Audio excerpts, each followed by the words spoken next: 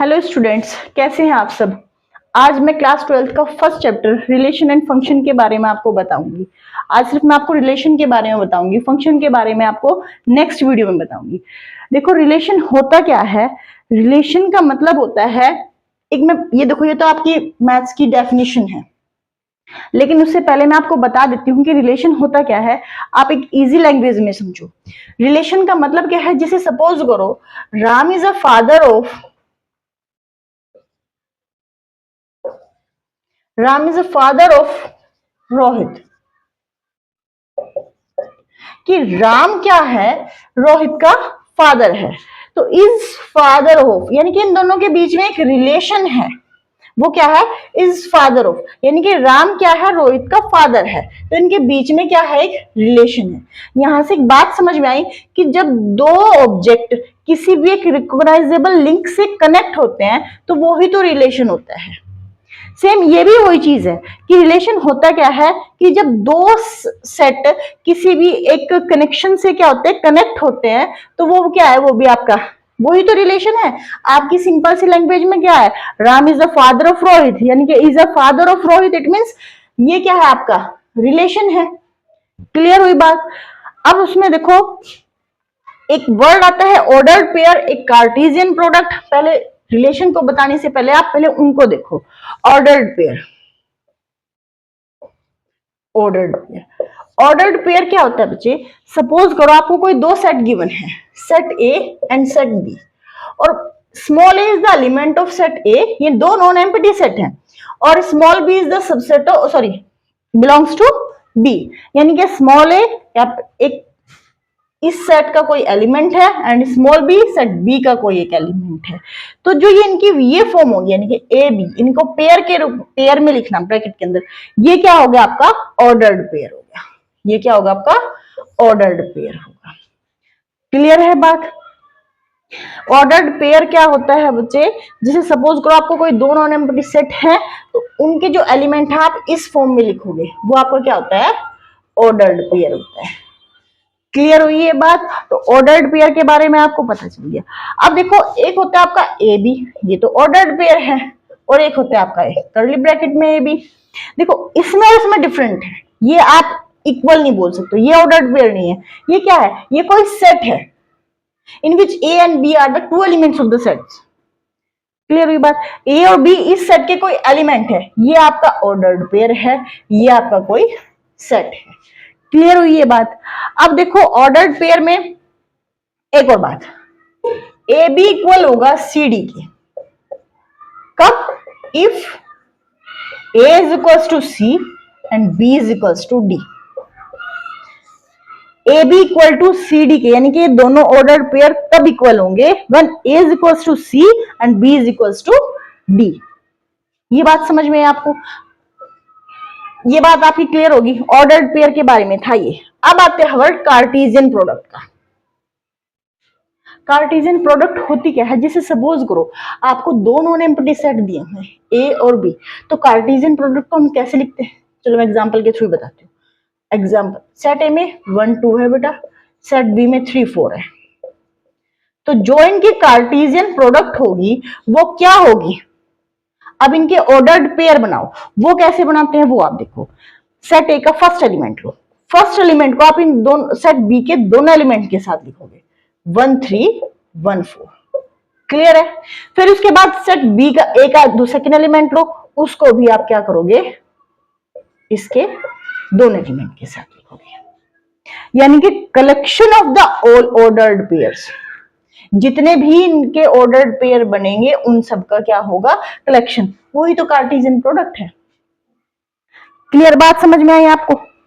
देखो अब Cartesian product के बारे में एक दो छोटे छोटे पॉइंट है, वो भी बता देती हूँ।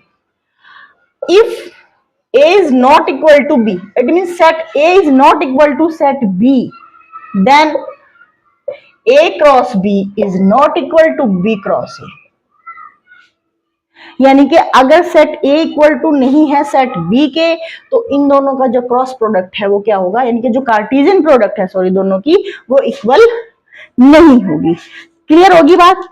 सेकंड बात देखो बच्चे, जो number of A cross B है वो होगा number of A cross number of B के।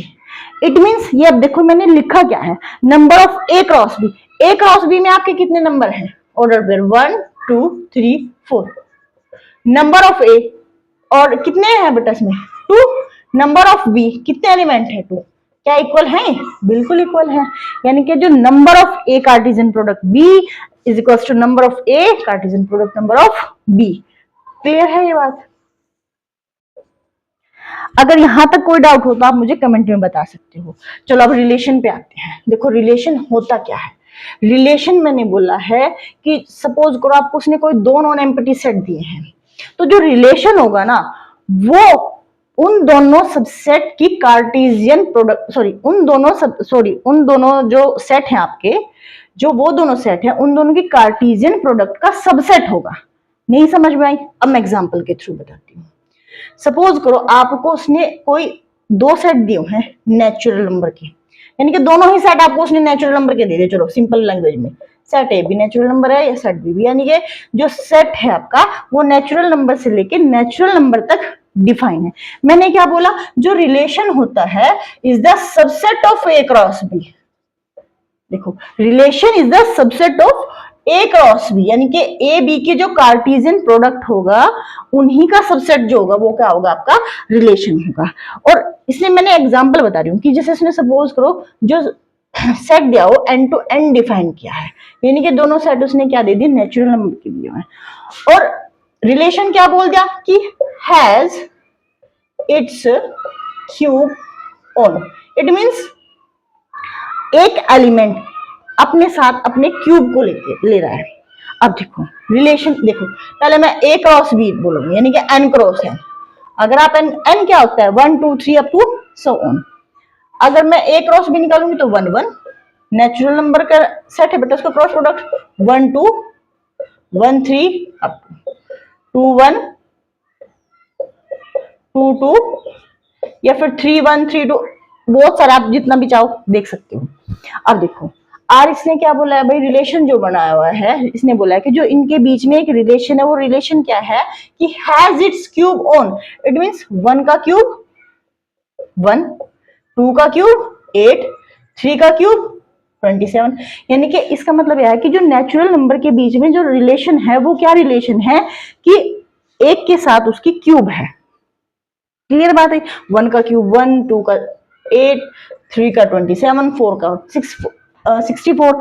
तो अब आप मुझे एक बात बताओ, मैंने क्या बोला, जो रिलेशन होगा वो ए क्रॉस बी का सबसेट होगा। क्या जो रिलेशन में मेरे ऑर्डर्ड पेयर आए हुए हैं वो सब के सब ए क्रॉस बी में लाई नहीं करेंगे? क्या आर सबसेट नहीं होगा ए क्रॉस बी का? बताओ, होगा ना। R is the subset of A cross B. जो इनके बीच का रिलेशन होगा वो क्या होगा, सबसेट होगा ए क्रॉस बी का। ए क्रॉस बी का जो आर क्या है, subset of A cross B. R का हर एलिमेंट ए क्रॉस बी में लाई करेगा। आर का हर एलिमेंट ए क्रॉस बी में लाई करेगा।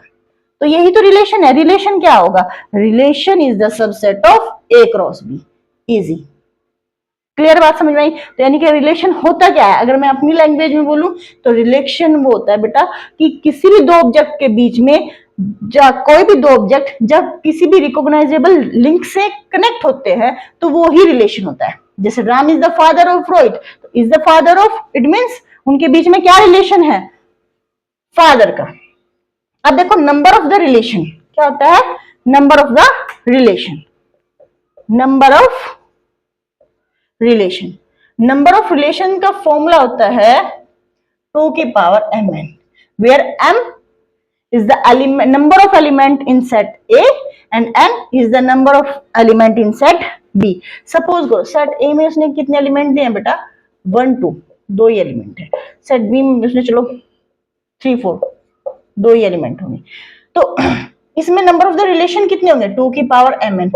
तो m फर्स्ट एलिमेंट में कितने एलिमेंट, सॉरी फर्स्ट सेट में कितने एलिमेंट है 2, सेकंड में कितने हैं वो भी 2 है, तो 2 की पावर 4। आप कनेक्ट, आप देख लो, इसके पेयर बना के देख लो। क्लियर है बात? यहां तक कोई डाउट हो तो आप मेरे से पूछ सकते हो। अब उसके बाद आते हैं types of the relation. Next क्या आपका types of the relation. Types of the relation देखो, वैसे तो आप लोग ज्यादातर तीन ही टाइप के पढ़ते हो, रिफ्लेक्सिव, सिमेट्रिक, ट्रांजिटिव, यही तीन टाइप पढ़ते हो, लेकिन उससे पहले भी बेटा दो तीन होते हैं। फर्स्ट है आपका आइडेंटिटी रिलेशन। आइडेंटिटी रिलेशन देखो, आइडेंटिटी रिलेशन का मतलब क्या होता है कि आइडेंटिटी रिलेशन में किसी भी सेट का हर एलिमेंट क्या होता है किसी भी सेट का हर एलिमेंट खुद से रिलेटेड होता है। क्या होगा कि किसी भी सेट का हर एलिमेंट क्या होता है भाई, खुद से रिलेटेड होता है। देखो इट मींस, मैं चलो सिंपल लैंग्वेज में बताती हूँ, छोड़ो। जैसे सपोज करो रिलेशन हुआ मेरा 1 1 2 2 3 3, तो ये सब क्या है, ये आइडेंटिटी तो है, हर एलिमेंट खुद से रिलेटेड है। हर एलिमेंट क्या है, खुद से रिलेटेड है, तो ये क्या आपका आइडेंटिटी रिलेशन है। उसके बाद क्या होता है यूनिवर्सल रिलेशन। क्या होता है आपका यूनिवर्सल रिलेशन। देखो यूनिवर्सल रिलेशन होता क्या है, यूनिवर्सल रिलेशन होता है कि जो टोटल आर होता है ना, वो ए क्रॉस ए के इक्वल होता है। यानी कि ए क्रॉस ए में जो एलिमेंट आते हैं वो ही आपके रिलेशन के होते हैं। यानी कि जो भी ऑर्डर्ड पेयर ए क्रॉस ए के होंगे वही, यानी कि आर पूरा का पूरा ए क्रॉस ए होता है। क्लियर होगी बात बच्चे? ठीक है। थर्ड है आपका वर्ड और एम्प्टी रिलेशन। वर्ड और एम्प्टी रिलेशन। देखो वर्ड और एम्प्टी रिलेशन का मतलब क्या है, देखो वर्ड का मतलब क्या है कि जीरो। वर्ड का मतलब क्या होता है जीरो, यानी कि जो रिलेशन है वो क्या होगा आपका 5 होगा। रिलेशन है वो क्या होगा आपका 5 होगा। जैसे सपोज करो सेट ए दिया है इसने 1 2 3, और मैं जो रिलेशन, और ए टू ए डिफाइन हो, सेट क्या है ए टू ए डिफाइन है, तो जो सेट आर होगा, जैसे रिलेशन है मैंने बोल दिया क्या a minus B is equals to 10। क्या इसमें कोई एक ऐसा एलिमेंट है जो माइनस होकर 10 दे? नहीं हुआ भाई। 3 में से 1 कर लो जब भी 10 के इक्वल नहीं आता, 2 में से 1 कर लो, 2 में से 3 माइनस कर लो तो नहीं। तो इस रिलेशन को हम क्या बोलेंगे, वर्ड या एम्प्टी रिलेशन। क्लियर होगी बात? अब देखो जो वर्ड रिलेशन होता है और यूनिवर्सल रिलेशन होते हैं, देखो वर्ड रिलेशन को हम स्मॉलेस्ट रिलेशन बोलेंगे और यूनिवर्सल रिलेशन को हम लार्जेस्ट रिलेशन बोलेंगे। और इन दोनों किसके, सेट ए के, जो अब आपने सेट ए लिया है तो सेट ए के, और इन दोनों रिलेशन को ही हम ट्रिवियल रिलेशन बोलते हैं। क्लियर हुई बात? तो इन दोनों रिलेशन को ही हम क्या बोलते हैं, आपका ट्रिवियल रिलेशन बोलते हैं। एक होता है आपका इनवर्स रिलेशन, एक होता है आपका इनवर्स रिलेशन। देखो इनवर्स रिलेशन क्या होता है, जैसे सपोज करो कोई सेट आपका ए टू बी डिफाइन है, कोई सेट आपका ए टू बी डिफाइन है, तो उसका रिलेशन आर होगा। और जब वही set B to A define होगा तो वो आपका इनवर्स रिलेशन होगा, उसे हम आर इनवर्स से डिफाइन करते हैं। जब कोई भी सेट जो कोई भी relation A to B define है तो उसे हम आर से डिनोट करते हैं। जब वो इस relation B to A define होगा तो उसे हम आर इनवर्स से डिनोट करेंगे। अब देखो जो अब आपने पढ़ा है वो देखो, अब बात आती है रिफ्लेक्सिव रिलेशन की। अब ये चीजें आपने पढ़ी हुई है, रिफ्लेक्सिव रिलेशन। अब देखो बेटा फोर्थ पार्ट या फिफ्थ, अब यहां से ही मेन है वैसे तो, रिफ्लेक्सिव रिलेशन। फोर्थ होगा, फिफ्थ है, चलो जो भी है वो तो आपको। रिफ्लेक्सिव रिलेशन,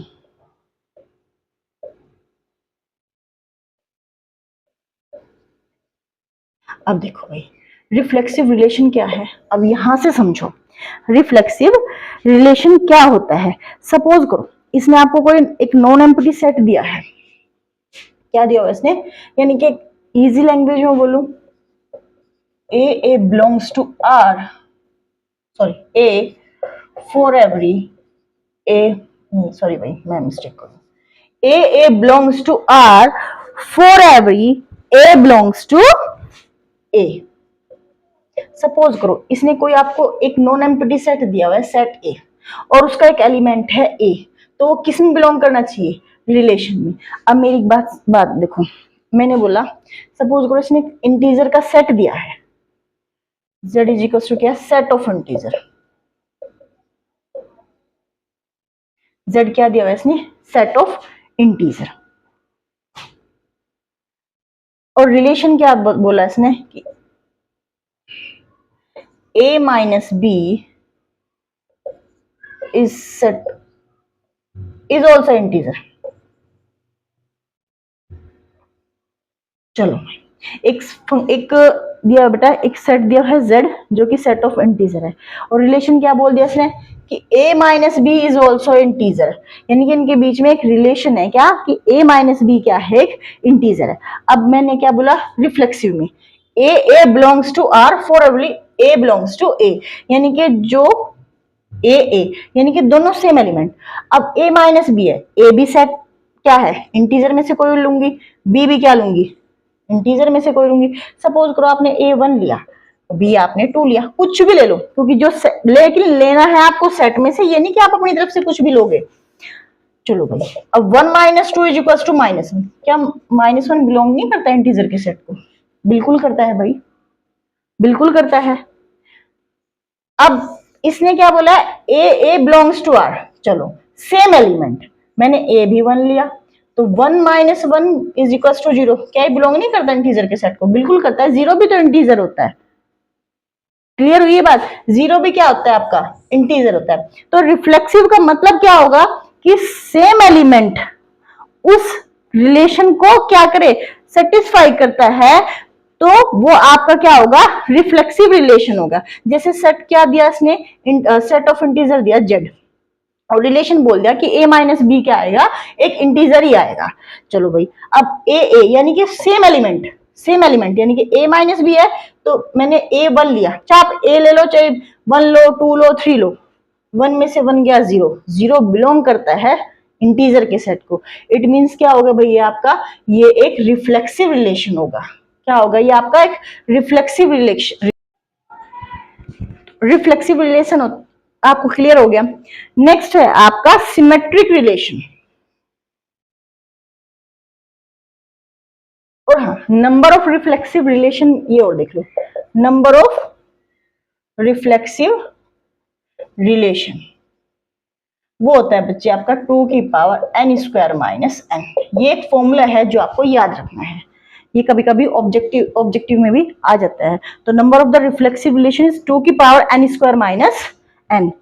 अब उसके बाद आता है symmetric relation, second is symmetric relation. देखो सिमेट्रिक रिलेशन क्या होता है, सपोज करो देखो, if A B belongs to R then implies that B A belongs to R. Clear है ये बात, if A B belongs to R then implies that B A belongs to R for every a B belongs to A. नहीं समझ में आया? अब यहां देखो, अगर कोई रिलेशन गिवन है, चलो मैं वही लेती हूँ, इसने सेट दिया है z, इंटीजर का सेट, इंटीजर का सेट, इंटीजर का सेट क्या होता है, जैसे 1 2 3, माइनस में माइनस की वैल्यू, प्लस की वैल्यू, इंक्लूडिंग 0, सब क्या होता है, इंटीजर होता है। चलो भाई, उसने क्या बोला, रिलेशन क्या दिया हुआ है कि a minus B is an integer, a minus B is an integer. अब आप मुझे एक बात बताओ, जो रिलेशन है वो क्या है, a minus B is an integer. चलो सिमेट्रिक की कंडीशन क्या कहती है कि a minus B belongs to r। चलो a सपोज करो मैंने लेट कर लिया, a मैंने 1 लिया, b मैंने 2, आप कुछ भी लो, आपकी मर्जी है। तो 1 माइनस 2 इज इक्वल टू -1, बिल्कुल एक इंटीजर है भाई। देन इंप्लाइज दैट क्या 2 माइनस 1 इक्वल टू 1 इंटीजर नहीं होगा, बिल्कुल होगा। क्या 2 माइनस 1 इंटीजर नहीं होगा, बिल्कुल होगा भाई।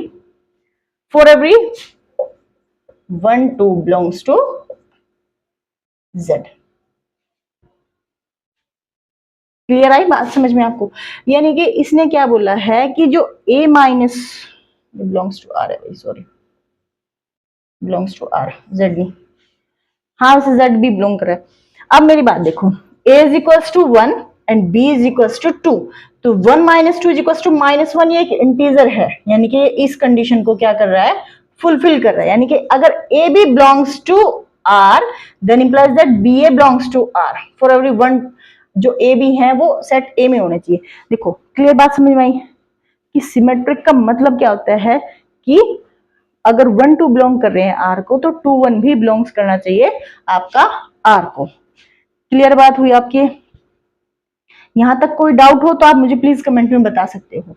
नेक्स्ट है आपका ट्रांजिटिव। नेक्स्ट है आपका ट्रांजिटिव रिलेशन।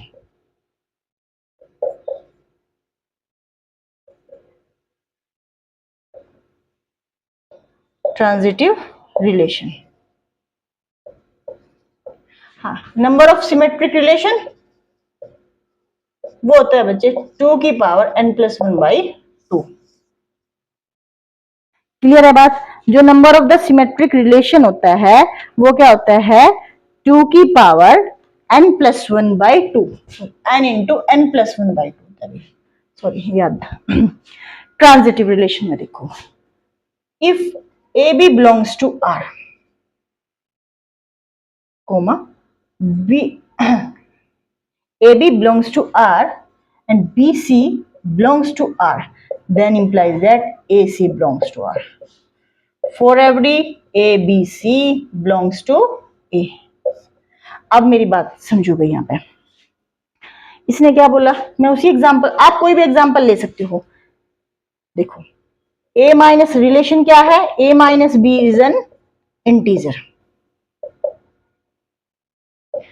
अब आप देखो एक बात, a minus B is an integer, A B belongs to R, मैंने वही करो a मैंने 2 ले लिया और b मैंने 3 लिया, क्या 2 माइनस 3 बिलोंग्स टू आर?